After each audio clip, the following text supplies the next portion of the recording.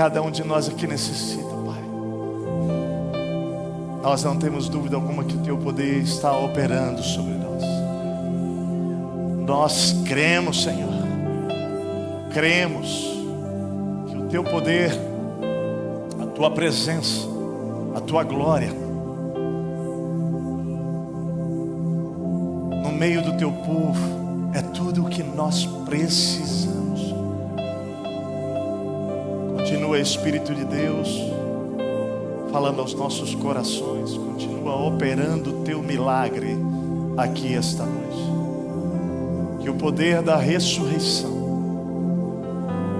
que operou sobre Ti, Jesus, o poder da ressurreição que operou sobre Lázaro, o poder da ressurreição que operou sobre tantas histórias de pessoas, nós pedimos que esse poder que aqui está, nessa noite, possa estabelecer sobre nossos corações milagres. Entrega nesta noite milagres aqui, curas, libertação, restauração. Repreende espíritos de mortes aqui entre nós. Pai, cura enfermos entre nós. Pai, restaura famílias, casamento. Liberta homens e mulheres aqui hoje. Liberta pessoas que estão viciadas no sexo ou por outras drogas, Pai. Pai, liberta do Deus Mamon hoje aqui nesta noite. Que o poder da ressurreição nessa noite traga, ó Deus, cura física, cura emocional, cura espiritual. Traga salvação. Opera, Senhor, este maior milagre, o milagre da salvação em Cristo Jesus. A Ti toda a honra, a Ti todo o louvor, a Ti toda a glória, hoje e sempre. Amém. Exalte o Cristo, o Cordeiro ressuscitado. Aleluia.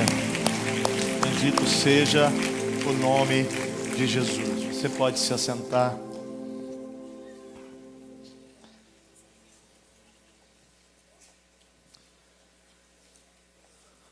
Bendito seja o nome de Jesus. Eu sou a ressurreição e a vida. Foram as palavras de Jesus registradas em João capítulo 11, versículo 25. Eu sou a ressurreição e a vida. A pergunta com a qual eu quero começar hoje à noite é: para que Jesus ressuscitou? Quando Ele venceu a morte, o último inimigo dele a ser superado, vencido, Jesus deixou uma mensagem a todos nós. Em vida e diante da morte que nos espera, o poder da ressurreição está disponível para todos que tiverem um encontro com Ele. A primeira carta aos Coríntios, capítulo 15, quando Paulo escreve à igreja, naquela região da Grécia, Paulo vai falar que se Cristo não tivesse ressuscitado, a nossa fé seria vã, e nós seríamos os mais miseráveis de todos os homens. O que isso quer dizer é que a ressurreição tem efeito definitivo na fé dos cristãos. Porque se Cristo apenas tivesse morrido, mas não tivesse ressuscitado, a minha e a sua fé seria inútil, não faria sentido algum. Na verdade, Ele vence a morte, e a promessa que existe para mim e para você é de todos aqueles que colocarem a sua fé em Jesus, também ressuscitarão com Cristo. Não apenas nós morremos com Ele, mas a palavra de Deus vai dizer que nós também ressuscitamos com Ele. E essa ressurreição, o mesmo poder que operou sobre Jesus para que Ele ressuscitasse, o dunamis, é o poder que vai operar em mim e em você para a nossa ressurreição no último dia. Mas preste atenção, Me parece que muitos de nós, discípulos de Jesus, não compreendemos ainda que o dunamis está em atuação hoje. O poder da ressurreição está agindo hoje, assim como esteve em todo o ministério de Jesus, enquanto ele esteve aqui na terra, realizando o seu ministério por 3 anos e meio. A Bíblia vai mostrar uma série de narrativas históricas, hoje nós vamos olhar algumas, em que esse poder, o dunamis, operou, atuou no meio da cidade em que Jesus esteve, no meio das aldeias em que Jesus passou, não apenas em Jerusalém, em toda a Galileia, na região de Cafarnaum, por onde Jesus andou, ele esteve atuando. E esse mesmo poder é o poder que tem na presença hoje, no poder do Espírito Santo, atuado no meio da igreja, esta igreja que anda de segunda a segunda na sociedade. É a igreja que está revestida deste poder para atuar de maneira sobrenatural. No tempo de Jesus, os problemas não eram diferentes dos de hoje. Havia um problema de poder político. O poder político romano oprimia a sociedade judaica, portanto havia desprezo, humilhação, falta de dignidade. Fale comigo, falta de dignidade. Mas também havia um problema de fé. A consequência da fé vazia, oca, religiosa dos fariseus e dos homens da lei fez crescer o repúdio natural à religião estabelecida, que não produzia efeito algum na mudança moral e social da cidade, da nação de Israel.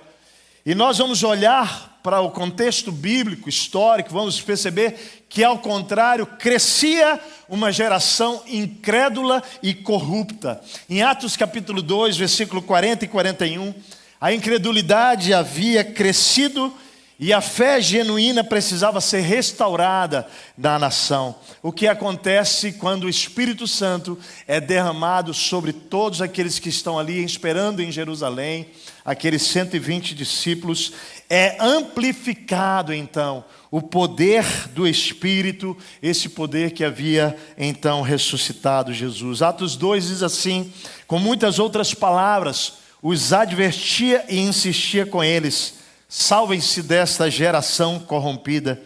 Os que aceitaram a mensagem foram batizados e naquele dia houve um acréscimo de 3.000 pessoas. Tal foi a manifestação do poder do Espírito Santo. Jesus então atuou de maneira poderosa pelo poder da sua ressurreição. O poder que o ressuscitou dos mortos, ressuscitou também Lázaro antes da sua própria ressurreição. E fez isso diante dos olhos dos judeus, aumentando a ira destes, e aí a decisão de matar Jesus, mas não apenas Jesus, agora também matar Lázaro, porque Lázaro era a prova de um milagre absolutamente impossível para os líderes judaicos, para os líderes religiosos. E é nesse contexto, na tentativa de impedir que muitos outros judeus viessem a crer em Jesus, que eles levantam toda aquela perseguição conhecida para com os judeus no contexto do primeiro século, ali em Atos capítulo 2. Ouça bem, a ressurreição de Jesus posteriormente reafirma que ele, o Cristo, o ungido de Deus, era de fato quem dizia ser. E isso impacta não a vida apenas daqueles que estavam habitando em Jerusalém naquele tempo, mas na região da Galileia, de Cafarnaum, mas aquilo vai impactando o mundo todo, de Jerusalém aos confins da terra, até os dias de hoje. Por isso, eu quero convidar você hoje a olhar comigo para as Escrituras. Nós vamos examinar na palavra de Deus, nos evangelhos, identificar pelo menos 2 aspectos básicos, porém poderosos, em que o poder da ressurreição impacta a vida humana. A primeira área, o primeiro aspecto é que o poder da ressurreição, ela produz uma ressurreição na dignidade humana, mas também o mesmo poder que ressuscita Jesus dos mortos é o poder que promove a ressurreição da fé no coração daqueles que perderam. Nós vamos começar então pelo poder da ressurreição, restaurando a dignidade humana.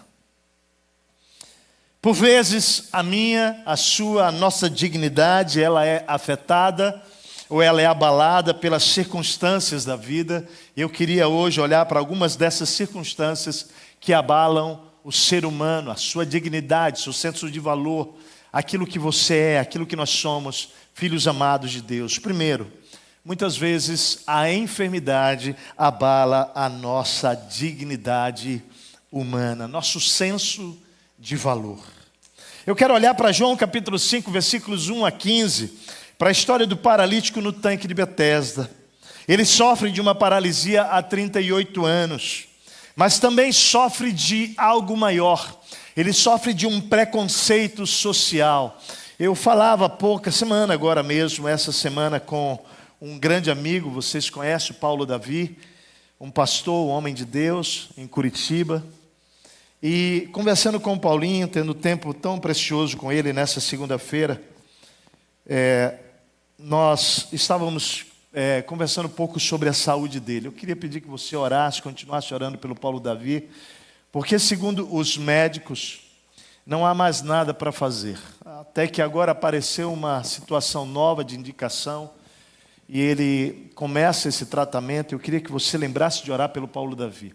O Paulinho, ele está sofrendo de uma doença autoimune que o levou a uma paralisia completa. Ele perdeu então todas as forças dele, ele perdeu os músculos, ele perdeu os movimentos, ele perdeu a fala, e ele ficou absolutamente, realmente, numa situação onde ele não conseguia se comunicar. Mas pela graça de Deus a igreja tem orado, a igreja no Brasil e fora do Brasil tem orado pelo Paulo Davi, e Deus devolveu para ele os movimentos, Deus devolveu para ele a fala, ele voltou a tocar piano, não é? E Deus tem restaurado a saúde do Paulinho. Mas essa semana, conversando com ele, eu fiz essa pergunta: Paulinho, me fala um pouco sobre a tua vida emocional. E ele disse: Técio, a minha cabeça está boa, graças a Deus, mas eu posso te falar uma coisa. Ele me disse o seguinte: sabe que eu descobri, depois de ir para uma cadeira de roda, o quanto a nossa sociedade é preconceituosa. Sabe como é que a sociedade olha para mim hoje? Eu percebo isso, Técio, muitas vezes, até de pessoas às quais eu convivi e liderei por muitos anos. É que agora eu sou um homem incapacitado e que eu não sirvo para muita coisa mais. É interessante como uma enfermidade, ela pode abalar a dignidade da humanidade, do ser humano. Era o que acontecia com esse homem. Havia um preconceito social que reforçava ainda mais a dor daquele homem. Ele vivia numa condição de estagnação social, era considerado um daqueles inválidos pela sociedade, sem qualquer valor. Aquilo fez daquele homem com que ele buscasse como único alvo da sua vida a sua cura. Mas o poder da ressurreição de Jesus vai restaurar mais do que fisicamente aquele homem. Eu quero olhar com você para o texto que está em João 5. Diz assim: algum tempo depois, Jesus subiu a Jerusalém para uma festa dos judeus. Há em Jerusalém, perto da porta das ovelhas, um tanque que em aramaico é chamado Betesda, tendo 5 entradas em volta. Ali costumava ficar grande número de paralíticos, grande número de pessoas doentes e inválidas, cegos, mancos e paralíticos. Era assim que a sociedade olhava para eles. Eles esperavam um movimento nas águas. De vez em quando, descia um anjo do Senhor e agitava as águas. O primeiro que entrasse no tanque, depois de agitadas as águas, era curado de qualquer doença que tivesse. Um dos que estavam ali era paralítico, fazia 38 anos. Quando Jesus o viu deitado e soube que ele vivia naquele estado durante tanto tempo, Jesus lhe perguntou: você quer ser curado? Disse o paralítico: Senhor, Não tenho ninguém que me ajude a entrar no tanque quando a água é agitada. Enquanto estou tentando entrar, outro chega antes de mim. Presta atenção, querido. Nós estamos diante de um cenário onde há um folclore religioso.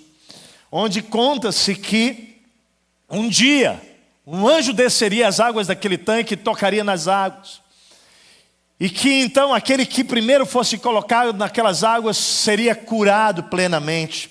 E isso estava impregnado na mente daquelas pessoas que eram postas em torno daquele lugar.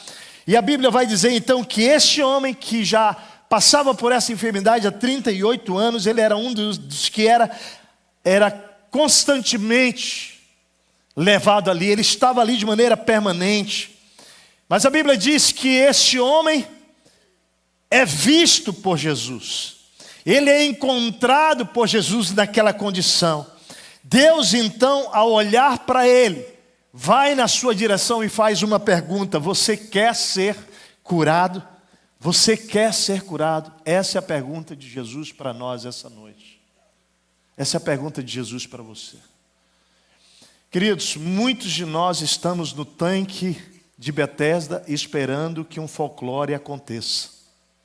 Muitos de nós estamos indo a lugares diferentes dessa cidade, esperando que de lá venha o nosso socorro. Quantas pessoas da nossa cidade procuram centros espíritas, terreiros umbanda, não é? Ou mesmo igrejas evangélicas. Deixa eu te falar, não é um lugar que vai curar você, é uma pessoa. Fala para quem está do teu lado, não é um lugar, é uma pessoa. Se você vem aqui na Monte Serra esperando uma cura da igreja, do prédio, do pastor, deixa eu falar, ninguém tem poder para isso aqui não. Ninguém tem poder. Mas nós estamos aqui para nos encontrar com quem pode tocar em você. Nós estamos aqui para um encontro com Jesus. E nessa pergunta, você quer ser curado? Eu queria que você observasse a resposta do paralítico: Senhor, não tenho ninguém que me ajude a entrar no tanque quando a água é agitada. Observe que a mente dele está absolutamente comprometida com aquele modelo mental de cura. Quer dizer, para eu ser curado, não é? Me leve lá no tanque, alguém me leve antes dos outros, que quem sabe assim eu vou ser curado. Parece que Deus, quando nos pergunta, eu posso curar você, você quer? A gente diz, Deus, mas para isso eu preciso que o Senhor libere o dinheiro lá tal. Você começa a dar para ele a orientação. Porque na sua cabeça a sua cura vai acontecer de acordo com aquilo que está dito. Mas não, amado, é Ele quem vai fazer. É Jesus de Nazaré. E aí Jesus, quando olha para ele naquela resposta, e ele dizendo, toda vez que eu tento entrar, alguém entra antes de mim. É como se Jesus dissesse assim, chega meu filho, eu estou vendo a tua sinceridade de coração, mas eu estou vendo que você está perdido. Eu estou vendo que você se perdeu diante de uma aposta que não vai dar em nada. Todas as vezes que nós recorremos ao tanque de Betesda, achando que lá as águas mexidas irão curar a minha vida, nós estamos apostando em coisas que não vão dar absolutamente em nada. Jesus então fala, tá bom, eu vou resolver o seu problema. E eu amo a maneira que Jesus fala com esse homem. Imagina esse homem, 38 anos, paralítico, e a palavra de Deus é levante-se. Levante-se, levante-se, pegue a sua maca e ande. A Bíblia diz que imediatamente o homem ficou curado. Pegou a maca e começou a andar. Isso aconteceu no sábado. E por essa razão os judeus disseram ao homem que havia sido curado, hoje é sábado, não é permitido a você carregar a maca. Mas ele respondeu, o homem que me curou me disse, pegue a sua maca e ande. Então lhe perguntaram, quem é esse homem que mandou você pegar a maca e andar? Olha que coisa mais linda, ele não sabia nem o nome. O homem que fora curado não tinha ideia de quem era ele, de quem era Jesus, pois Jesus havia desaparecido no meio da multidão. Mais tarde, Jesus o encontra no templo e lhe disse, olhe, você está curado. É como quem Jesus estivesse dizendo assim, ó, você não precisa de mais nada. O que eu fiz é definitivo na sua vida. Mas como se não bastasse, e essa é a grande realidade da vida humana, a grande verdade, é que Deus vai olhar para mim e para você e Ele sabe que todos nós fomos feridos no corpo, na alma e no espírito.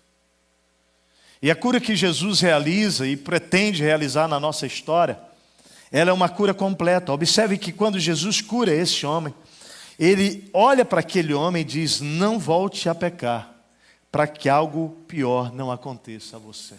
Preste atenção, essa palavra de Jesus não era sobre a enfermidade dele ser fruto do pecado. Não é sobre isso que Jesus está dizendo.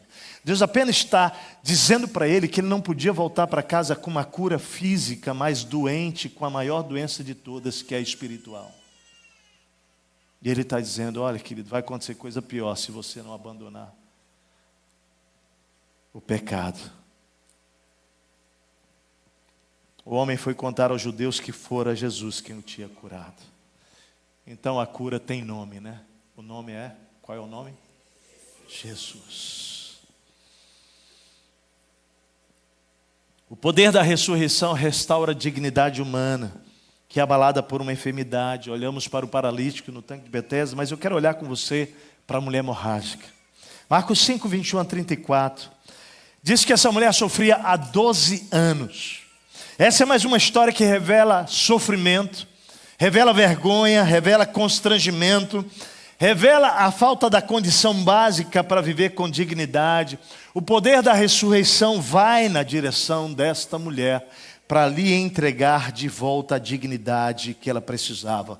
O texto diz assim, Marcos 5: tendo Jesus voltado de barco para outra margem, uma grande multidão se reuniu ao seu redor, enquanto ele estava à beira do mar. Então chegou ali um dos dirigentes da sinagoga, chamado Jairo. Vendo Jesus, prostrou-se aos seus pés e lhe implorou insistentemente: minha filhinha está morrendo, vem por favor, impõe as mãos sobre elas para que ela seja curada e viva. Jesus foi com ele. Nós não vamos entrar no final dessa história, porque essa história, ela é interditada, essa narrativa. Jesus começa a ir para a casa de Jairo quando entra a história da mulher hemorrágica. Nós vamos nos debruçar nela, porém, se você continuar a história em casa, você vai ver que, de fato, Jesus faz um milagre também na casa de Jairo e a filha, ela é ressuscitada. Mas eu quero que você observe a mulher, olha comigo. Estava ali certa mulher que havia 12 anos, vinha sofrendo de hemorragia. Ela padecera muito sobre o cuidado de vários médicos e gastara tudo o que tinha, mas em vez de melhorar, piorar. Preste atenção na condição dessa mulher. Uma enfermidade que a colocava numa circunstância muito delicada. Ela sofria de uma hemorragia, então esta mulher certamente padecia de vergonha, de medo, de humilhação. O texto diz que ela sofria, de fato ela sofria, e que essa mulher tentara resolver o seu problema durante todos esses 12 anos, indo em vários médicos, buscando profissionais. E de fato Deus usa médicos, Deus usa a medicina para cura. Nós não temos nenhum problema com isso. Essa mulher vai em busca da medicina, mas neste caso específico, Deus não usa a medicina para curá-la. Ela gasta tudo que ela tem. Então essa mulher agora está também numa circunstância de falência financeira, de crise financeira. A Bíblia diz que ao invés de ela melhorar, piorava a situação. E é nessa realidade em que Jesus, então, caminhando na direção da casa de Jairo, ela ouve falar de Jesus e ela chega por trás dele. É claro, ela não podia tocar no rabino, ela não podia se aproximar no rabino, mas além disso, querida, a condição dela era uma condição de vergonha mesmo, porque ela estava sofrendo de hemorragia. Então ela chega por trás de Jesus, no meio da multidão, se arrastando. Quero que você entenda a falta de dignidade dessa mulher, a condição humana em que ela estava. Ela está se rastejando, mas ela tem uma coisa em mente que é profunda. Se eu pelo menos tocar no manto dele,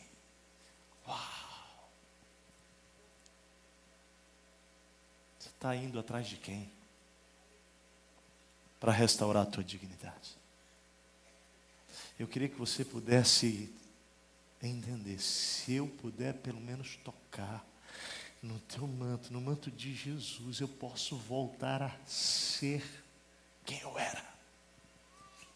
E eu quero te dizer mais. Quem se encontra com Jesus não apenas é restaurado na dignidade, mas se torna muito melhor do que um dia já foi. É isso que está acontecendo aqui. Essa mulher toca no manto de Jesus, e a Bíblia diz que imediatamente cessou sua hemorragia, e ela sentiu em seu corpo que estava livre do seu sofrimento. No mesmo instante, Jesus percebeu que dele saía poder, né? Esse poder que nós falamos aqui, esse poder da ressurreição, esse dunamis, sai de Jesus, é liberado sobre aquela mulher de tal maneira que aquela mulher então, ela é imediatamente curada. E Jesus então pergunta, se volta para a multidão e pergunta, quem tocou em meu manto? Os discípulos não acreditaram naquela pergunta. Não, como assim? Ele só pode estar louco. Como assim, Jesus? Olha aí a multidão te apertando, como? E Jesus diz, não, alguém tocou em mim, saiu poder de mim, saiu, e Jesus continua olhando ao seu redor, até que aquela mulher vê que não tem como fugir de Jesus, então ela denuncia, né? Ela diz, fui eu. A mulher, o texto diz, então a mulher, sabendo o que lhe tinha acontecido, aproximou-se, prostrou-se aos seus pés e, tremendo de medo, contou-lhe toda a verdade. Fui eu, Jesus. Então ele disse para aquela mulher, filha, a tua fé curou você. Vá em paz. Olha o milagre aqui acontecendo, além do físico. Essa mulher que já não tinha mais paz alguma, Deus devolve a cura, Deus devolve a sua cura também emocional. Jesus vai curar essa mulher. A fé dessa mulher entrega para ela cura na dimensão física, emocional e espiritual. Veja bem, duas narrativas bíblicas que revelam o amor de Jesus e o poder da ressurreição em atuação na história cotidiana. Deus atuando com o seu poder no ordinário do ser humano. Jesus restaura aquilo que o governo não pode restaurar. Jesus restaura aquilo que um governo político não pode restaurar, que as autoridades religiosas não podem fazer. Essa mulher sofria 12 anos, o homem sofria 38 anos, mas Deus os coloca numa nova condição social. Deus devolve a dignidade humana. Na verdade, Jesus tinha essa graça sobre ele, né? Incluía aqueles que a sociedade desprezava. No caso dos nossos personagens aqui, a falta de dignidade foi causada pela enfermidade.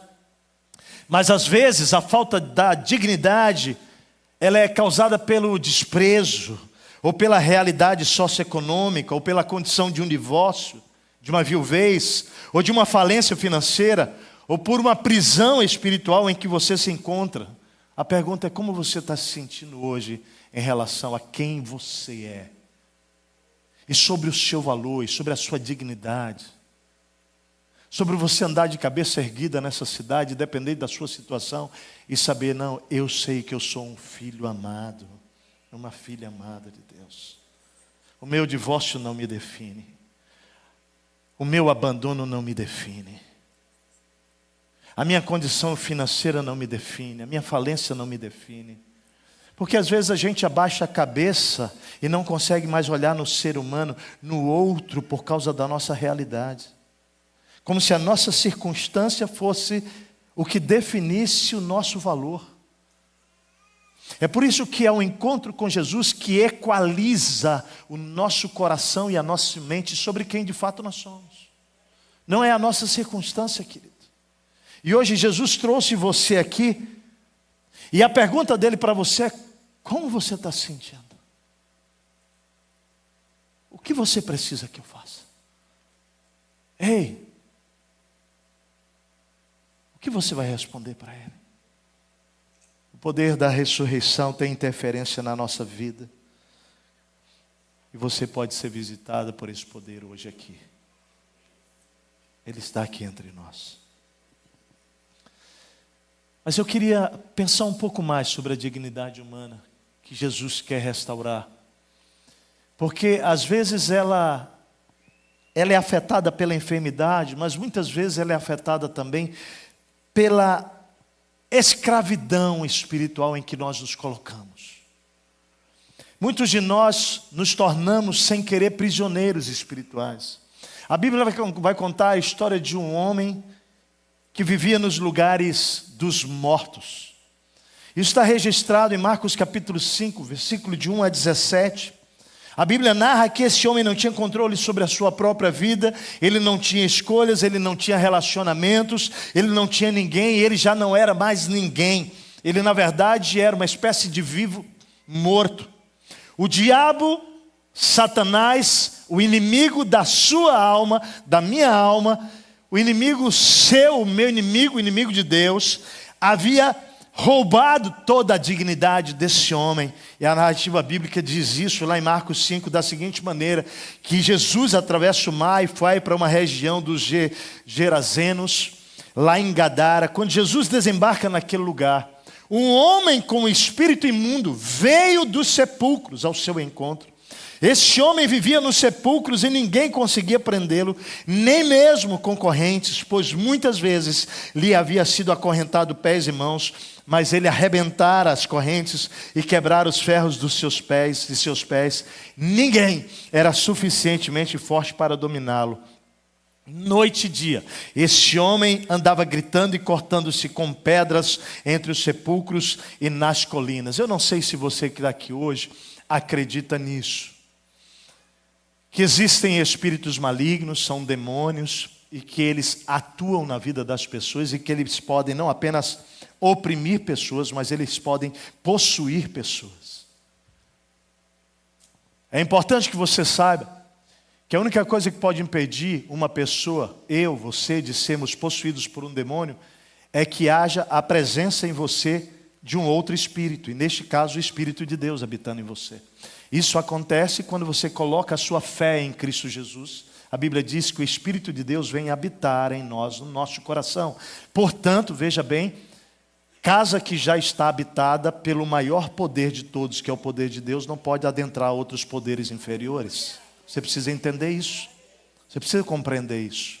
Porém, essa verdade nos diz que se a casa não está habitada pelo Espírito poderoso, o Espírito de Deus, o próprio Deus, essa casa então está livre. Ela pode ser encontrada por espíritos malignos para habitar nesta casa. E é o que aconteceu na vida desse homem. Esse homem de Gadara, ele não tinha tido um encontro ainda com Jesus, portanto espíritos malignos vão possuí-lo.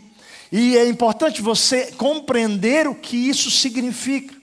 Vou te dar uma ilustração clara, que vai ajudar você a compreender o que é a obra do maligno. É como se a minha casa, o meu apartamento, eu abrisse a porta e eu convidasse demônios para entrar.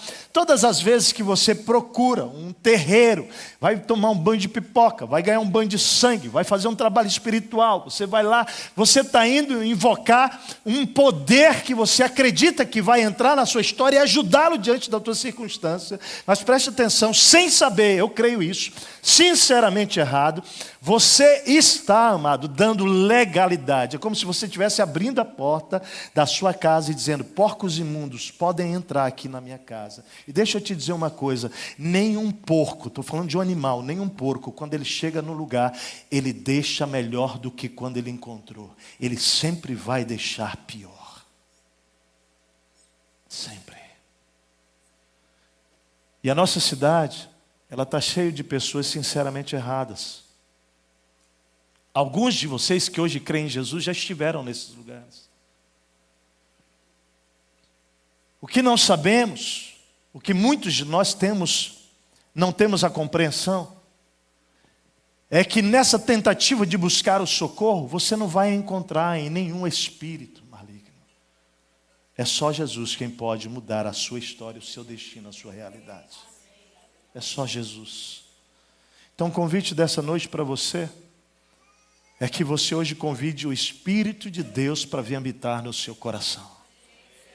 Porque quando Ele vem habitar, todo espírito que está em mim que eu nem consciência tenha, ele vai embora, porque o Espírito de Deus reina e governa sobre todo e qualquer poder das trevas. O Espírito de Jesus. Esse homem é tomado por esse espírito maligno, e esse espírito começa a maltratar esse homem. É terrível a condição desse homem, porque esse homem vai viver dentro de um sepulcro como um animal. Esse homem vai viver numa realidade terrível, onde os outros tentam prendê-lo para ver se ele não se destrói mais, não é destruído, mas também não causa danos à sociedade. Mas, querido, quando você lida com o espírito maligno, você só consegue detê-lo no poder da autoridade do nome de Jesus, porque nenhum homem é capaz de resistir à força de um demônio. Nenhum. Você só consegue dominar o poder de um demônio no poder do nome e da autoridade de Jesus. Então esses homens tentavam, mas não conseguiam, não tinham sucesso, eles não podiam dominá-lo, e esse homem então noite e dia gritava, cortava-se com pedras entre os sepulcros e as colinas. Então é preciso você olhar para essa condição terrível desse homem. Quando ele vê Jesus de longe, ele corre, prostra-se diante dele, grita em alta voz: que queres comigo, Jesus, filho do Deus Altíssimo? Rogo-te por Deus que não me atormentes. Pois Jesus lhe tinha dito: saia desse homem, espírito imundo. Então Jesus lhe perguntou: qual é o seu nome? Meu nome é Legião, respondeu ele, porque somos muitos. E implorava a Jesus com insistência que não os mandasse sair daquela região. Uma grande manada de porcos estava pastando numa colina próxima. Os demônios imploraram a Jesus: manda-nos para os porcos, para que entremos nele. Jesus então deu permissão. Observe que os demônios estão sujeitos a toda a autoridade de Jesus. E os espíritos imundos saíram e entraram nos porcos. Eram 2.000 porcos. A manada de cerca de 2.000 porcos atirou-se precipício abaixo em direção ao mar, e nele se afogou. Os que cuidavam dos porcos fugiram e contaram esses fatos na cidade e nos campos, e o povo foi ver o que havia acontecido. Então o povo se aproxima. Quando se aproximaram de Jesus, viram ali o homem que fora possesso da legião de demônios, assentado, agora vestido, dignamente e em perfeito estado. Olha o que o poder da ressurreição faz na vida de alguém.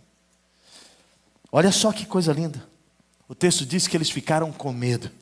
Os que estavam presentes contaram ao povo o que acontecera ao endemoniado e falaram também sobre os porcos. Então o povo começou a suplicar a Jesus que saísse do território dele. E aí aqui eu fico pasmo toda vez que eu leio essa passagem. Sabe por quê? Um homem é curado, um homem é libertado, um homem é tirado daquela condição terrível de falta de dignidade. Um homem é liberto, restaurado, mas não é celebrado isso. Sabe o que querem fazer?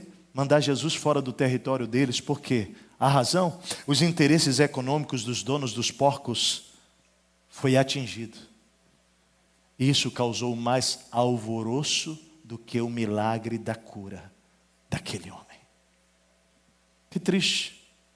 Parece que podemos chegar ao cúmulo de pedir para Jesus deixar a nossa vida, quando Ele se intromete nos nossos ganhos, naquilo que achamos que não podemos perder. Passamos a considerar porcos mais valiosos do que gente. Mas a dignidade humana, ela atinge a nossa vida não apenas pelas circunstâncias de enfermidade, não apenas pelas prisões espirituais, mas também pela difamação moral. Eu queria que você entendesse o seguinte: tem duas coisas que elas impedem pessoas de seguirem a Jesus com inteireza de coração. Uma delas é o amor pelo dinheiro. O dinheiro não é problema, mas o amor pelo dinheiro é a raiz de todos os males. A Bíblia diz: e muitos, por amarem o dinheiro, desviaram-se da fé. Muitos de nós estamos nos afastando de Deus por causa do amor ao dinheiro. Mas a outra razão que vai impedindo homens e mulheres de fazerem alianças profundas com Deus, compromissos, é a imoralidade. São os nossos desejos não sendo controlados pelo Espírito Santo. E nesse cenário nós vamos nos machucando e machucando pessoas. O sexo se torna, na verdade, um meio para preencher um vazio que só Jesus pode, mas no final vai aumentando o buraco e nós vamos nos destruindo e perdendo a nossa dignidade, nosso senso de valor. Quem somos? Já não sei mais com quem deitei, não sei o nome, não importa onde, lugar. Mas, amado, eu quero dizer para você que o objetivo de Jesus, quando Ele vem ao encontro do ser humano, é Ele tomar a nossa vida, a nossa história, e não importa, seja pela enfermidade que vai destruindo a minha dignidade, seja por uma questão de ganhos, seja por uma questão financeira, seja uma questão de ordem espiritual, seja por uma questão da imoralidade na minha vida. Eu quero dizer para Jesus, para você, que Jesus continua vindo ao seu encontro porque Ele quer restaurar você e a sua dignidade. Homem, mulher, a grande verdade é que não importa quantas vezes e com quem você caiu para Deus, porque você continua sendo um filho, uma filha amada, que Ele quer restaurar a sua moralidade, a sua dignidade. É o que acontece nessa história. Porque a sociedade julga, condena. Então em João 8, 1 a 11, mostra os mestres da lei e os fariseus trazendo uma mulher que foi surpreendida em adultério, na sua fraqueza. Devia ter feito, não, mas fez. E aqueles homens vão levar para condenação aquela mulher. Mas Deus, Jesus está ali. E amado, essa é a coisa tão profunda do Evangelho. Quando Jesus chega para nos visitar, Ele conhece quem somos. Ele sabe a nossa história. Olha que coisa mais profunda. O texto vai dizer que essa mulher chamada adúltera, em que parece que o seu pecado se torna o seu nome, essa é uma das grandes coisas que a religião faz, que eu acho terrível, é quando ela denomina as pessoas pelo pecado. Diga para a pessoa que está do seu lado: você não é o seu pecado. Fale isso para ela: você não é o seu pecado. Eu não sou o meu pecado, eu não represento os meus pecados, eu sou um filho, uma filha amada de Deus. Deus não me define pelos meus pecados, Deus não define você pelos seus pecados. O texto diz aqui que Jesus foi para o Monte das Oliveiras, ao amanhecer Ele apareceu novamente no templo, onde todo o povo se reuniu ao seu redor. Ele se assenta para ensinar, e os mestres da lei, os fariseus, trouxeram-lhe uma mulher surpreendida em adultério. Fizeram-na ficar em pé diante de todos e disseram a Jesus: Mestre, essa mulher foi surpreendida em ato de adultério. Na lei, Moisés nos ordena, vamos apedrejar. Eu imagino que eles estavam todos já com as mãos cheias de pedras e falam: Mestre, está aí. Mas o texto bíblico diz o seguinte, que eles tinham um plano. Eles queriam pegar Jesus por meio daquela situação. E a Bíblia diz assim: a lei diz isso, mas e o Senhor? O que você diz? O que você diz? Eles estavam usando essa pergunta como armadilha a fim de ter uma base para acusar Jesus. Mas Jesus inclinou-se, começou a escrever no chão com o dedo. Visto que continuavam a interrogá-lo, ele se levantou e lhes disse: se algum de vocês estiver sem pecado, seja o primeiro a atirar a pedra nela. É como se ele estivesse dizendo assim: todos nós. Claro que ali não Jesus, porque Jesus nunca pecou e nenhum dolo sequer achou-se em sua boca, mas ele está dizendo assim: todos vocês são como essa mulher. A questão é que a sociedade classifica pecadão e pecadinho, mas vocês têm pecados também como ela. E se alguém não tem, lança a primeira pedra. O que Jesus estava dizendo é o seguinte: se eu for adotar com essa mulher o que vocês estão pedindo, vocês precisam também ser apedrejados. Que coisa séria. Quando então ele se inclina novamente, continua escrevendo no chão. A Bíblia diz que aqueles homens que ouviram isso foram saindo, um de cada vez, começando pelos mais velhos. Jesus então fica só com aquela mulher, em pé diante dele. E ele se põe em pé diante dela e pergunta-lhe: mulher, onde eles estão? Cadê eles? Ninguém condenou você? Ninguém, Senhor, disse ela. declarou Jesus: eu também não a condeno. Eu também não a condeno. Agora vá e abandone a sua vida de pecado. Olha a graça e a verdade presentes aqui. Olha a graça, eu também não a condeno, mas olha a verdade. Vá, mas abandona. Abandona essa vida de pecado. Essa palavra é tão poderosa, que é essa palavra que restaura a dignidade daquela mulher. Ela pode levantar os olhos de novo. Ela pode andar em Jerusalém com a cabeça erguida. Ei, mulher, homem que está aqui, deixa eu te dizer, hoje Jesus quer absorver você de toda acusação, de toda culpa, de escolhas na área de moralidade que você viveu até aqui. E quer te fazer um homem e uma mulher dignos. Dignos.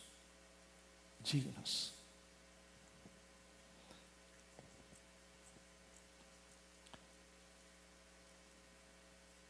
O que essas histórias têm em comum? O que essas histórias têm em comum, querido? É que a falta de dignidade, a falta do respeito social, e até mesmo a falta do respeito a si mesmo, que já se perdeu, podem ser restaurados no encontro com Jesus de Nazaré. Todos esses aqui precisaram de uma coisa: do encontro e da fé. Apenas a fé exclusiva em Jesus. O desafio para nosso país, deixa eu te dizer qual é. O desafio para o nosso país é romper com o pluralismo religioso. É achar que todos os caminhos levam o homem a Deus. É achar que o que basta é fé para ser curado. Não. O que pode curar o homem e uma mulher em qualquer circunstância e devolver a sua dignidade é a fé numa pessoa. Tem nome Jesus Cristo. Não é numa religião. Não é no lugar. Mas é sim, exclusivamente em Jesus. Esse é o nosso segundo aspecto. A fé perdida, a fé desfalecida.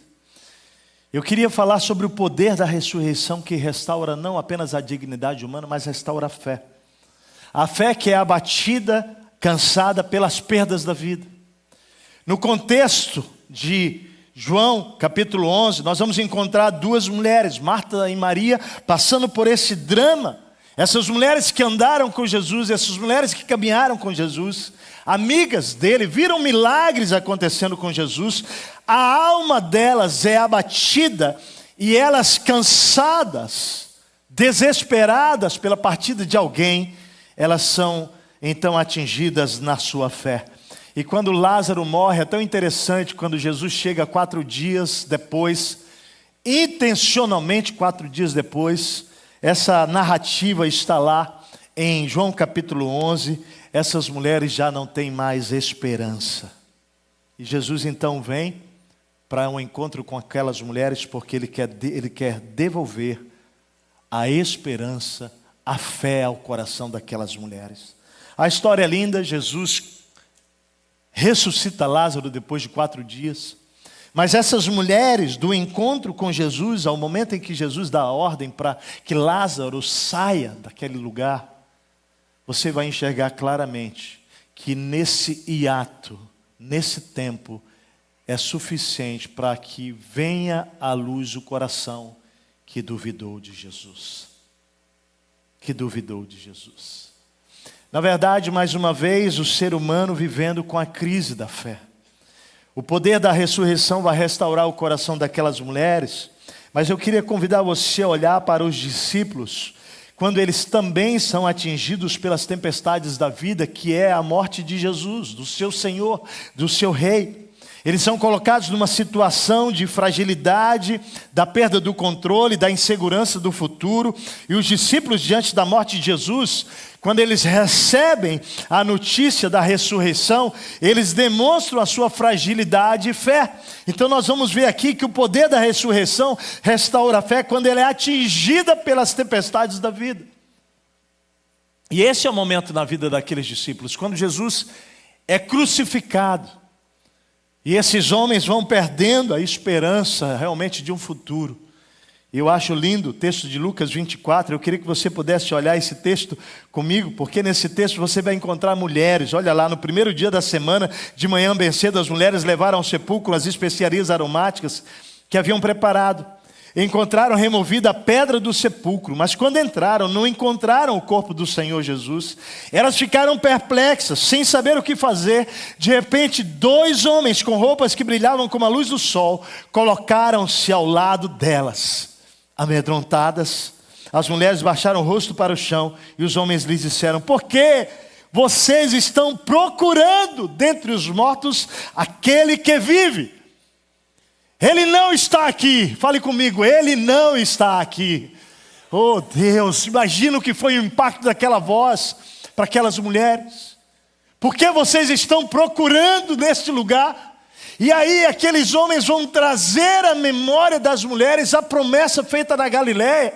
Ei, vocês não lembram do que ele falou lá quando estava com vocês na Galileia? Olha só o que ele vai dizer.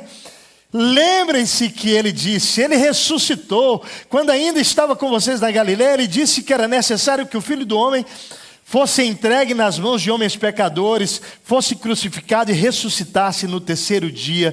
Então elas se lembraram daquelas palavras de Jesus. Uau! O coração daquelas mulheres é tomado por algo extraordinário e elas saem correndo. Eu acho incrível como Deus escolheu mulheres para dar a notícia da ressurreição. Eu quero dizer por que eu creio que Jesus escolheu as mulheres. Homens, sabe por quê? Porque as mulheres, elas creem com muito mais facilidade em Deus do que nós homens. Você quer saber o que teria acontecido conosco se aqueles 2 homens tivessem aparecido lá para a gente? A gente teria feito uma reunião, uma comissão, e a gente ia dizer o seguinte: vamos investigar isso. Nós precisamos fazer uma investigação. Não está batendo essa história de ressurreição, não. Aí nós íamos designar: ó, você vai para Galiléia, você vai para Cafarnaum, você vai para onde você... E nós iríamos fazer. Jamais. Então Deus, vendo o coração de vocês, mulheres, inclinado para crer, Ele falou: são elas que vão dar notícia, porque elas creem. Mas também Ele sabia que vocês gostam de falar. Com todo respeito,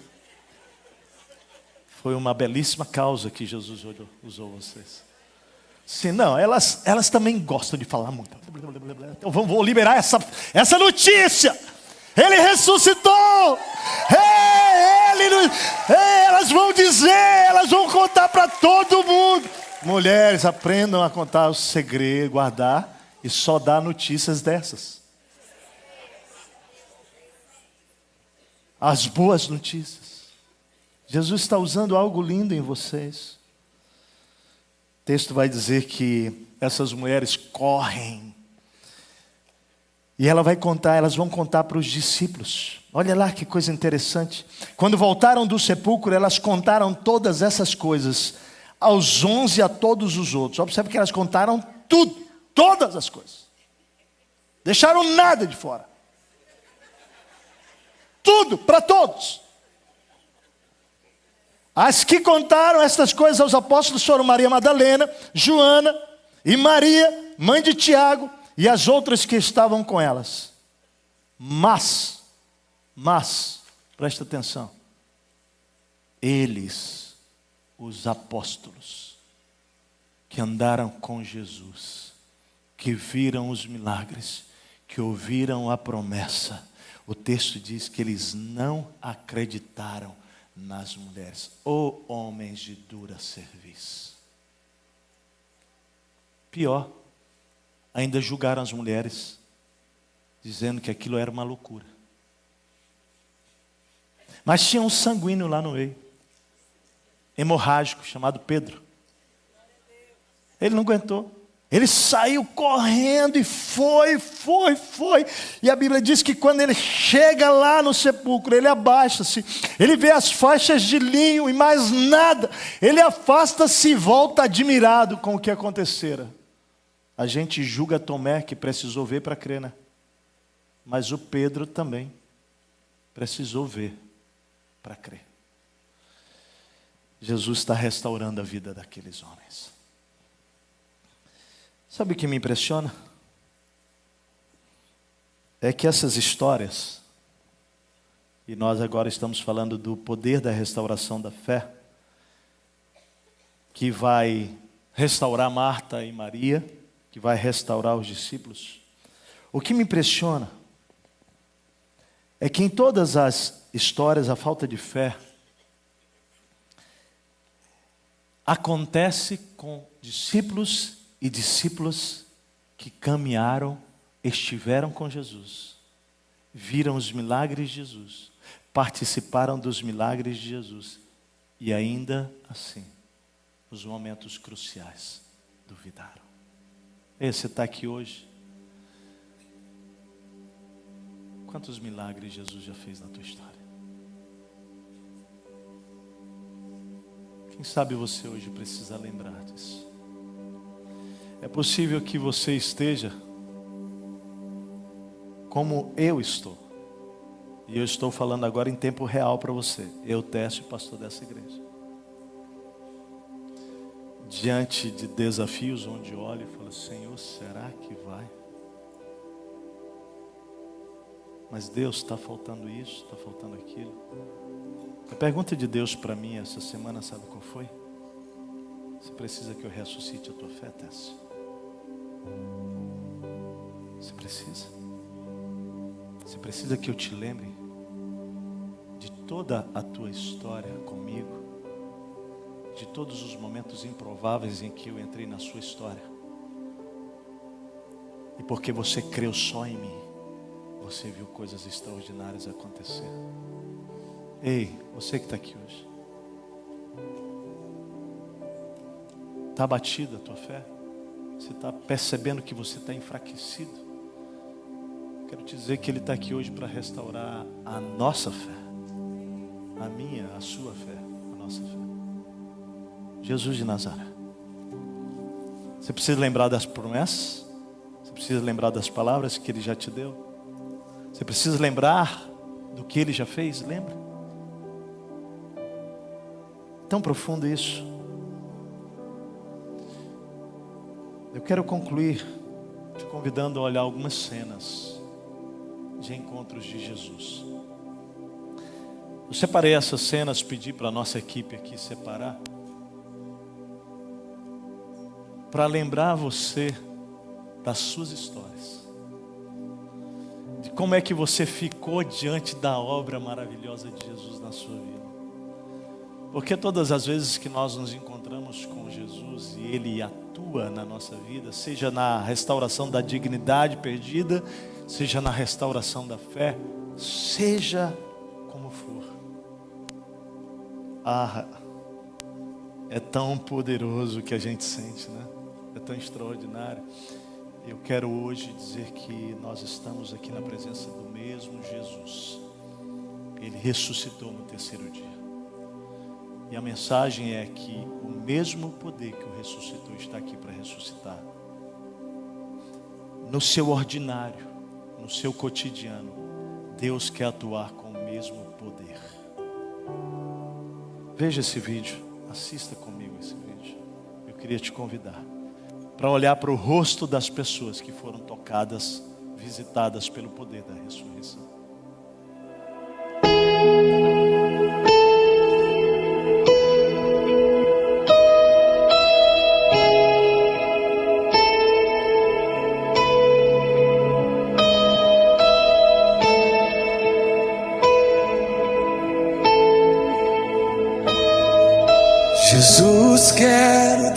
declarar teu nome sobre toda mente e coração.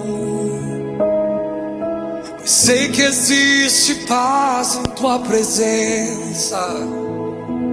Clamo Jesus. Jesus, quero declarar teu nome, quebrando os vícios dessa geração. Declaro que a esperança é liberdade.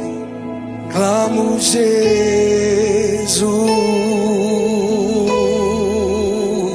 Teu nome é cura, é poderoso.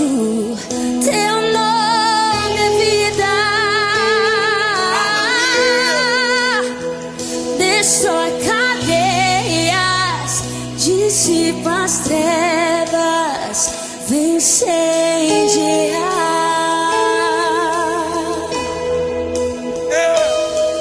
Jesus, quero declarar teu nome sobre toda alma em depressão, ansiedade, medo, saiam agora. Eu clamo Jesus, pois seu nome é. Teu nome é cura, é poderoso. Teu nome é vida. Destrói cadeias, dissipa as trevas, vem incendiar. O teu nome é. Teu nome é cura, é poderoso. Teu nome é vida.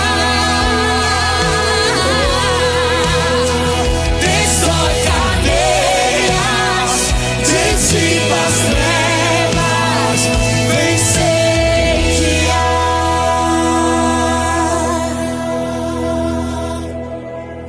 Declare pelas ruas o nome de Jesus. Sobre a escuridão Ele vai trazer sua luz. Sobre sua família clame o santo nome Jesus.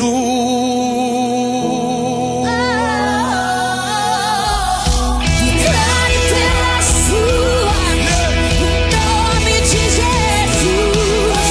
Sobre a escuridão Ele vai trazer sua luz. E sobre sua família clame o santo nome Jesus.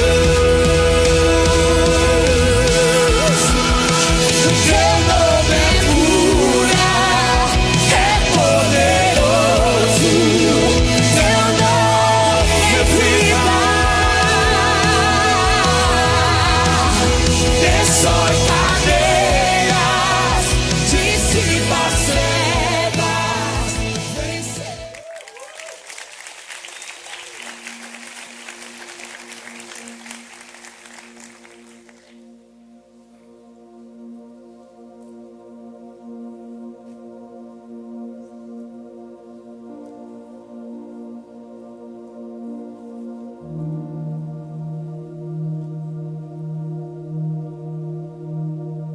Obrigado, Jesus.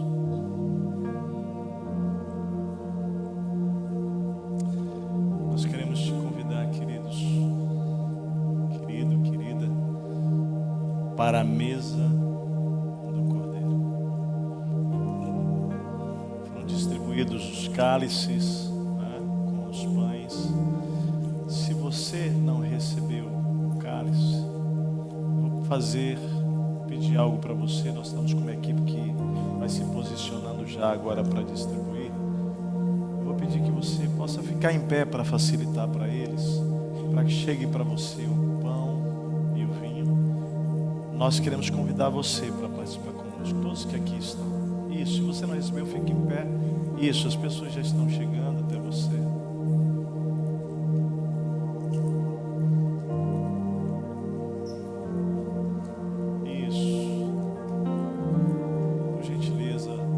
tarde vai chegar até você alguém. O grupo já está aí se movendo.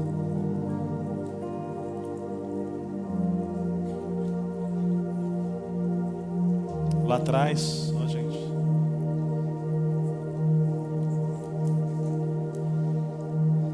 Já está chegando.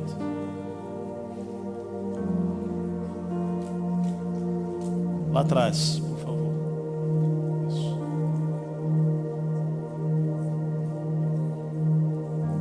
Mais alguém? Todos receberam.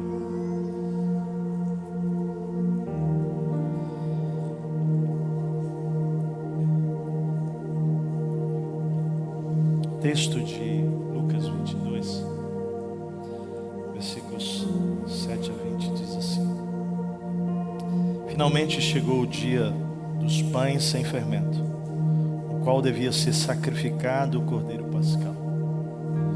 Jesus enviou Pedro e João dizendo: Vamos preparar a refeição da Páscoa. Onde queres que a preparemos? Perguntaram eles. E ele respondeu: Ao entrarem na cidade, vocês encontrarão um homem carregando um pote de água. Sigam-no até a casa em que ele entrar e digam ao dono da casa: O mestre pergunta: Onde é o salão de hóspedes no qual poderei comer a Páscoa com os meus discípulos? Ele lhes mostrará uma ampla sala no andar superior, toda mobiliada. Façam ali os preparativos. Eles saíram e encontraram tudo como Jesus lhes tinha dito. Então prepararam a Páscoa. Quando chegou a hora, Jesus e os seus apóstolos reclinaram-se à mesa. E Jesus lhes disse: Desejei ansiosamente comer esta Páscoa com vocês antes de sofrer. É tão importante entender que naquela mesa estavam pessoas como eu e você. Pessoas como nós. Ali estava Judas. Ali estava Pedro. Ali estava Tomé. Ali estavam pessoas como eu e você. Pessoas que por vezes duvidaram, por vezes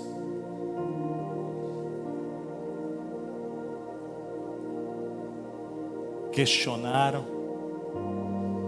mas a mesa posta era uma mensagem de amor, esse amor que transpõe os nossos pecados, esse amor onde abunda o pecado, transborda a graça. E observe que em toda a jornada de Jesus com os discípulos, ele nunca deixou de ser verdadeiro. Contudo, a graça e a verdade expressavam quem ele era. É nesse sentimento, é nesse espírito que nós queremos celebrar a ceia do Senhor. O texto diz que ao ansiar comer com eles, ele disse: Não comerei dela novamente até que se cumpra no reino de Deus. Recebendo um cálice, ele deu graças. E o texto diz que ele falou: Tomem isto e partilhem uns com os outros. Eu vou orientar o comer o pão e o comer o cálice, o tomar o cálice, mas eu queria pedir que nesse momento você apenas compartilhasse o seu cálice. Pega o pão, fica com você, mas o seu cálice você compartilha com alguém e fala para ele isso, diga isso para ele: você é convidado especial de Jesus para a mesa. Você é. Ele fez isso por amor a mim, a você. Nós somos partes dessa comunhão, dessa mesa.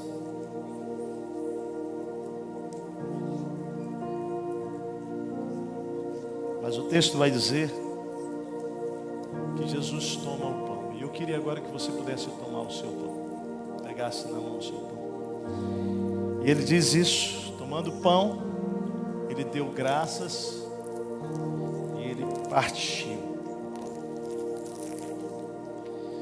E ele disse: esse é o meu corpo que foi partido por vocês. Por vocês.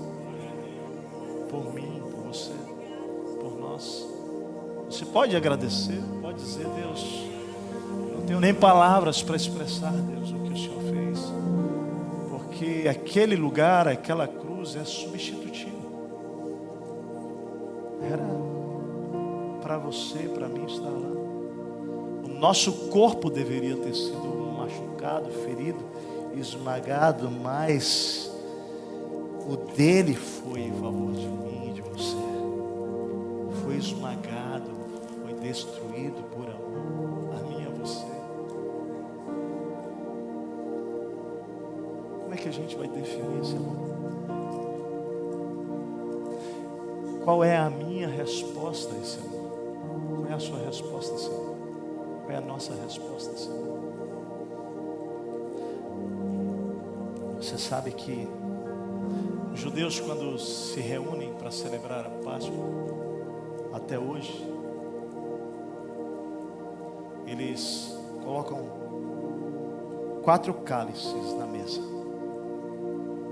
Cada um desses cálices tem um nome para eles. O primeiro cálice é o cálice da santificação. Quando o Senhor manda que eles se preparem, que eles se santifiquem, porque o Senhor ia tirá-los da escravidão do Egito. E aquilo aconteceria de uma forma tão extraordinária, que seria pelo sangue dos cordeiros que seriam sacrificados e passados nos umbrais das portas dos israelitas lá no Egito. E que então o anjo da morte, que viria para destruir os primogênitos, passaria por cima da casa de todos aqueles cujos umbrais das portas das casas estivessem com as marcas do sangue do cordeiro. Claro que isso apontava lá para o Novo Testamento, lá para Jesus, que seria o Cordeiro de Deus, que seria entregue em favor de nós.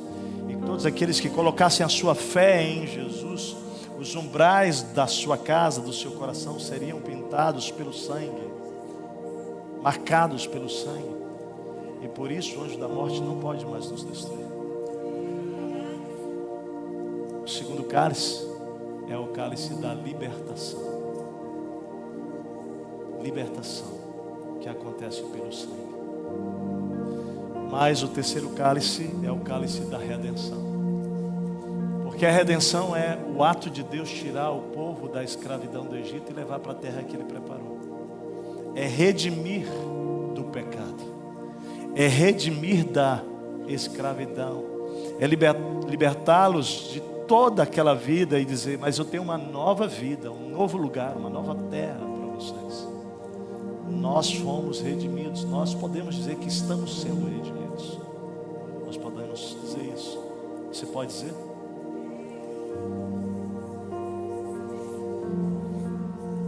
Mas e o quarto cálice, qual é? Houve algum erro, teste? Não botaram o quarto cálice? É que o quarto cálice é tão interessante que ele diz que eu vou beber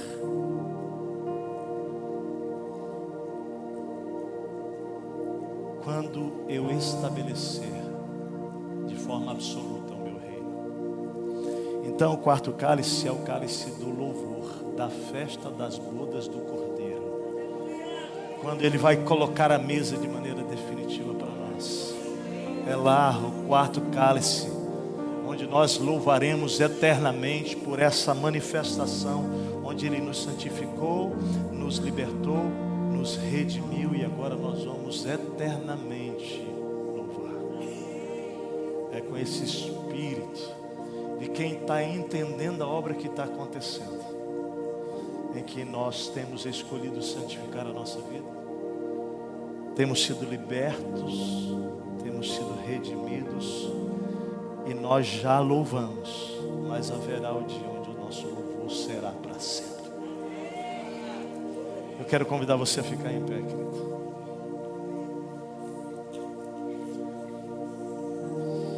convidar você a tomar o pão. Tome o seu pão e vamos dar graças ao Pai. Comece a agradecer a Ele. Comece a agradecer. Louve ao Senhor, bendiga a obra dEle, por Ele ter partido o seu corpo em favor de vocês, em favor de mim, em favor de nós.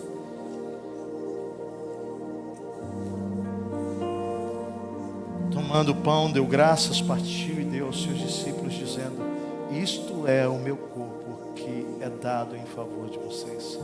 Façam isto em memória de mim. Comamos todos do pão, então.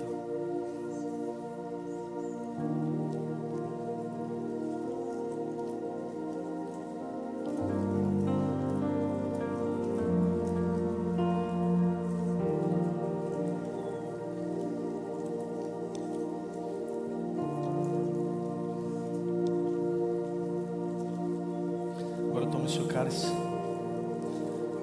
nas mãos, levanta ele assim. Da mesma forma, depois da ceia tomou o cálice, dizendo: este cálice é a nova aliança no meu sangue, derramado em favor de vocês. Mateus registra algo a mais, ele diz assim: este é o meu sangue da aliança, que é derramado em favor de muitos para perdão dos pecados. Tomemos todos o cálice da nova aliança.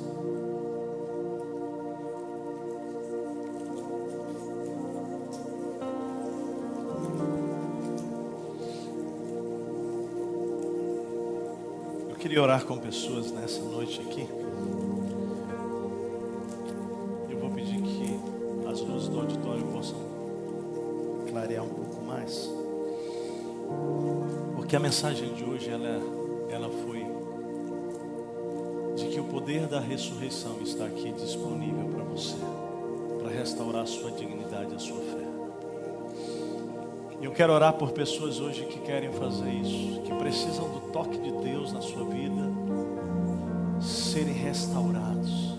Nós vamos cantar essa música. Enquanto cantamos essa música, que fala sobre a mesa posta por Ele, Ele que vem manso e humilde, Ele que põe essa mesa, que derruba as paredes. Ele está dizendo: hoje eu quero estabelecer com você uma comunhão eterna. Eu quero orar com pessoas aqui hoje que querem viver essa restauração.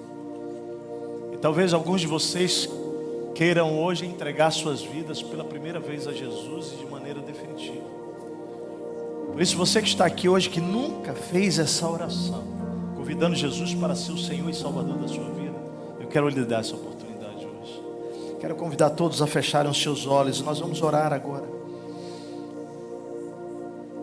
Nós vamos orar para que hoje, neste lugar aqui, haja um encontro transformador na sua vida, onde definitivamente você possa receber a presença de Jesus e Ele torne-se o seu Senhor e o seu Salvador. E se você deseja isso, eu convido você a fazer essa oração comigo, repetindo no seu coração. Mas repita isso com fé. Se você concorda nas palavras que eu vou dizer, diga isso. Deus, muito obrigado pelo teu amor por mim. Obrigado por me encontrar aqui hoje, por vir ao meu encontro, por dizer a mim hoje que tu podes restaurar a minha vida, a minha dignidade, e que o Senhor pode plantar em mim uma semente de fé em Ti. Jesus, hoje eu quero colocar exclusivamente a minha fé em Ti, Jesus. Eu me arrependo dos meus pecados. Eu me arrependo de estar buscando socorro no tanque de Betesda, em tantos outros lugares. Deus, eu quero colocar a minha vida completamente nas Tuas mãos hoje. Eu quero Te receber como meu Senhor e o meu Salvador. Pai, cura a minha vida, restaura a minha vida por completo. Vem fazer morada em mim. Obrigado porque a morte não te deteve, Jesus. Tu ressuscitaste. E agora não apenas eu quero dedicar toda a minha vida a Ti. Mas eu quero experimentar o poder da ressurreição todos os dias na minha história. Eu oro assim com fé, em nome de Jesus. Amém. Quantas pessoas fizeram essa oração aqui pela primeira vez? Eu vou pedir que você faça um sinal com sua mão assim para mim, só para que eu possa ver. Faz um sinal, levanta bem alto sua mão. Amém, amém, amém, amém. Há mais pessoas aqui, amém. Lá atrás, amém, glória a Deus, amém, amém. Nós vamos cantar uma música. Eu queria pedir algo a todos vocês que fizeram essa oração. Eu gostaria de poder dar um abraço em vocês, eu gostaria de poder orar com vocês aqui. Nós como igreja queremos fazer isso. Então à medida que cantamos essa música, sai do seu lugar, mesmo aqueles que estão lá atrás, aqui à frente. Eu quero cumprimentar vocês. Vamos fazer isso, vamos adorar esse Jesus, esse Cristo manso e humilde. Vem do seu lugar, pode vir, nós queremos abraçar você aqui, querido. Amém, glória a Deus. Bem-vindos à família de Deus. Bem-vindo, querido. Ele ama você. Bem-vindo à mesa do Cordeiro. Bem-vindo à mesa do Cordeiro, você é amada de Jesus. Glória a Deus. Bem-vindo à mesa, querido. Você é convidado especial dele. Ele ama você, querido, viu? Há mais alguém? Pode sair do seu lugar e vir, querido. Ele fez um vivo caminho para você. E o alvo dele é essa comunhão plena. Declara isso, igreja. Tudo que eu tenho é teu, Senhor. Oh, bem-vinda. Bem-vinda à mesa do poder. Você é amada dele. Bem-vinda, bem-vinda, bem-vinda à mesa. Meu destino por inteiro, tudo é teu.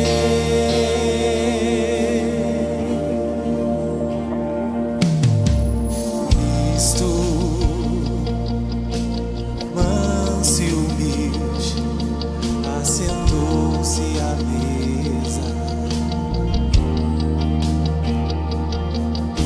O Filho de Deus se encarnou e assentou-se à mesa. Ele partiu o pão, ele serviu o vinho, nos deu plena comunhão.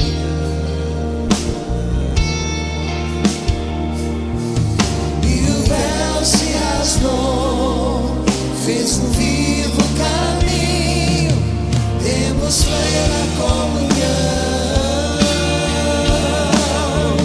Tudo que tenho é teu, Cristo. Tudo que eu sou é teu, Filho. Minha casa, meu dinheiro, meu destino por inteiro, tudo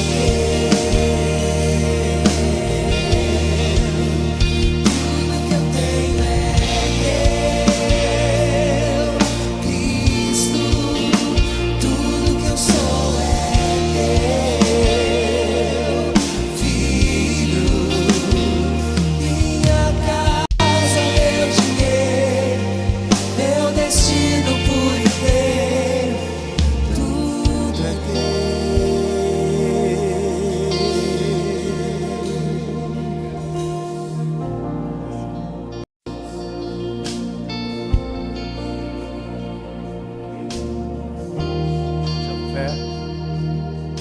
A fé está se desvanecendo. Pessoas que entraram aqui hoje sem sentir-se mais dignas, ouvindo uma voz de que você não é amado, não há lugar para você nesse mundo. Eu quero dizer para você que isso é uma mentira.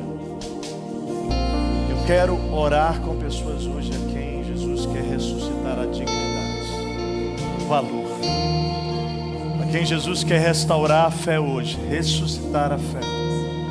Não importa como você chegou hoje aqui, nós vamos continuar cantando essa música. E à medida que essa música for sendo cantada, você sai do seu lugar e vem. Nós vamos orar aqui, nós vamos clamar a Deus.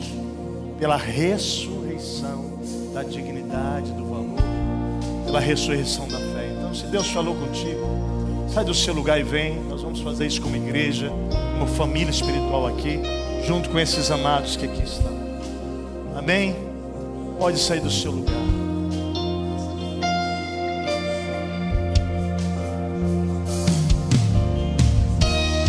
Isso, vem, vem. Se Deus falou, vem. Tudo que eu tenho é teu, Cristo. Tudo que eu sou é teu, Filho. Minha casa, meu dinheiro, meu destino por inteiro. Você é dele, Ele te ama. Você faz parte da mesa, viu? Vocês são amados de Deus, viu? Amados de Deus. Cristo, tudo que eu sou é teu, Filho. Minha casa, meu dinheiro, meu destino por inteiro.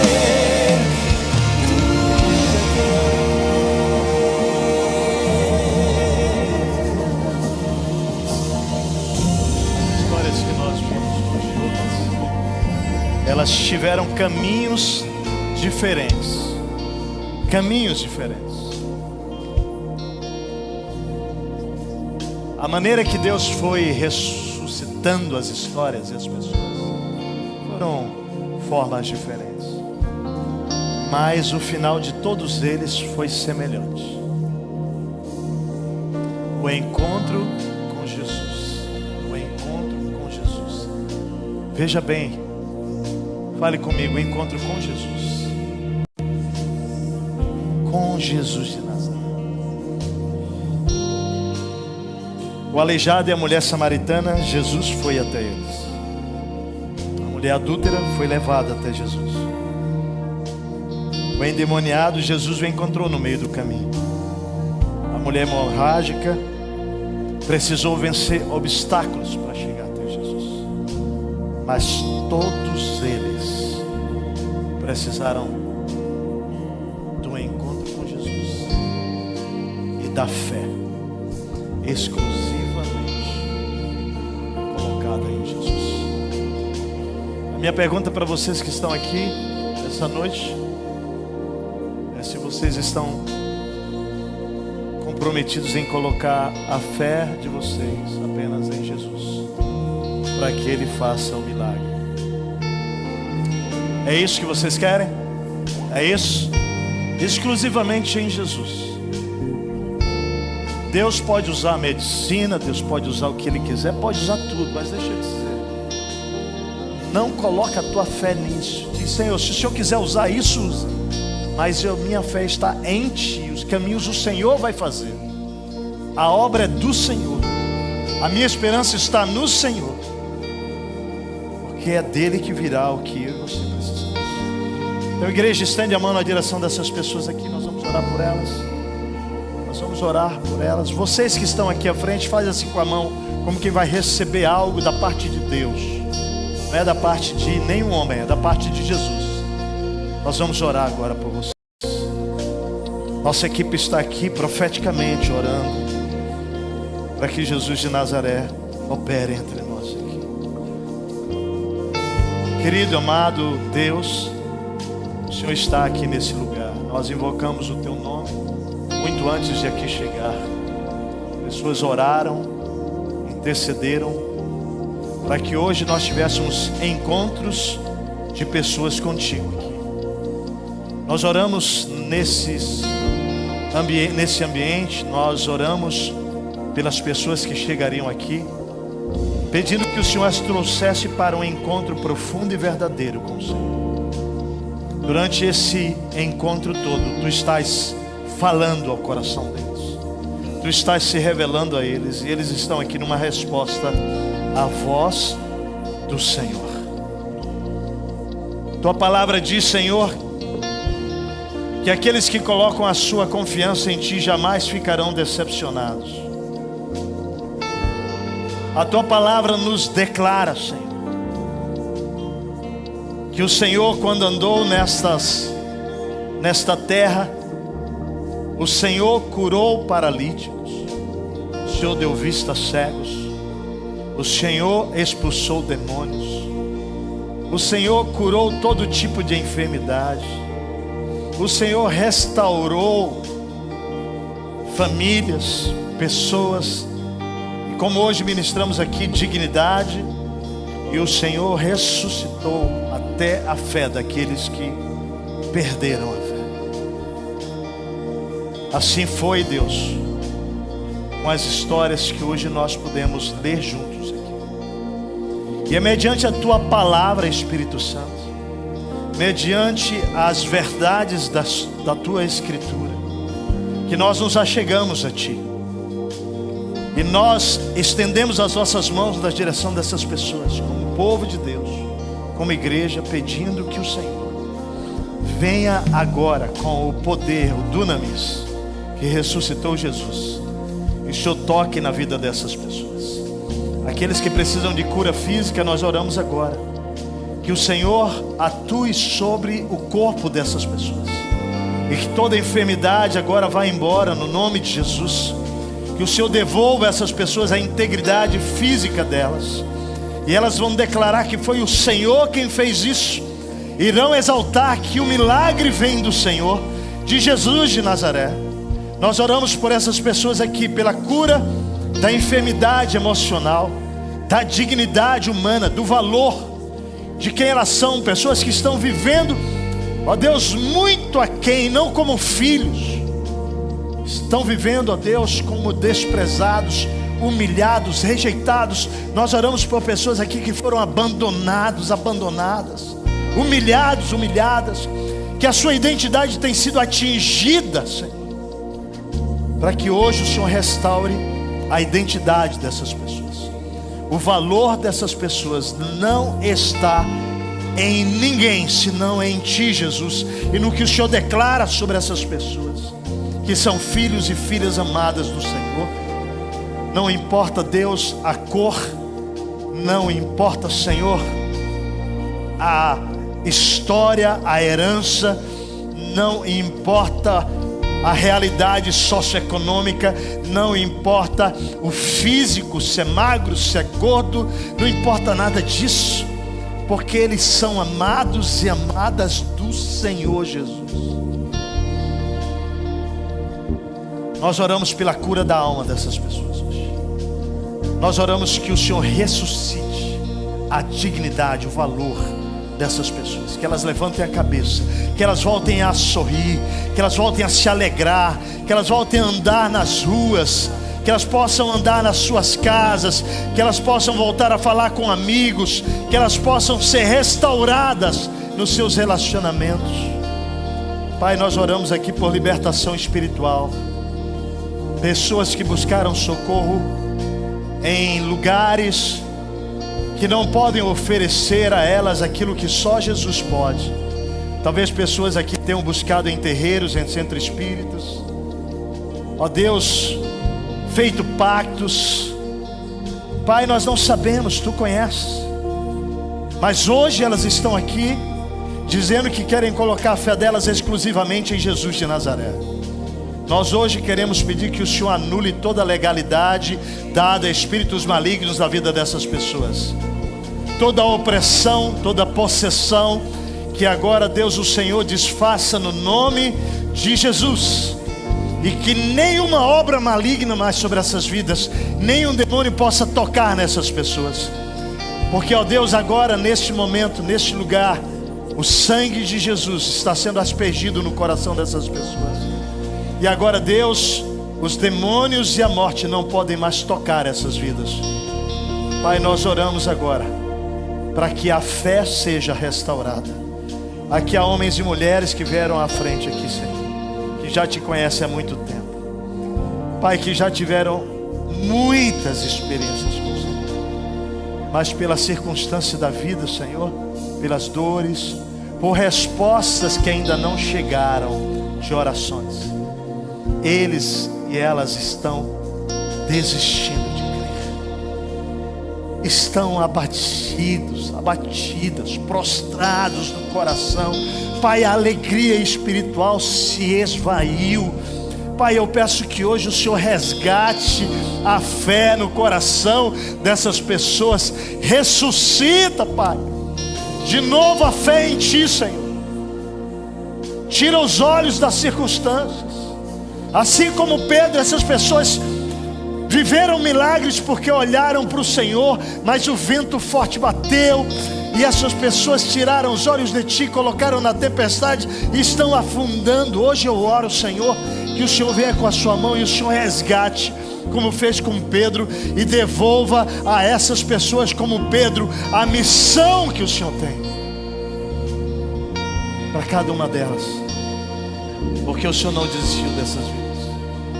Pai, hoje aqui nesse lugar nós declaramos pela fé na obra de Jesus que milagres estão acontecendo, que libertações estão acontecendo, que restaurações estão acontecendo, que ressurreição da dignidade, ó Deus, a ressurreição da fé estão acontecendo. Pai, nada é impossível ao que crê, e nós colocamos a nossa fé apenas em Ti, Jesus de Nazaré. Faz isso para o louvor da Tua glória, e nós iremos declarar: foi Jesus quem fez, foi Jesus quem fez, em nome de Jesus, amém. Você pode dizer isso? Foi Jesus quem fez, é Ele quem vai fazer, a obra é dele, amém, queridos? Amém. Eu vou pedir que todos aqueles que fizeram oração entregando a vida a Cristo,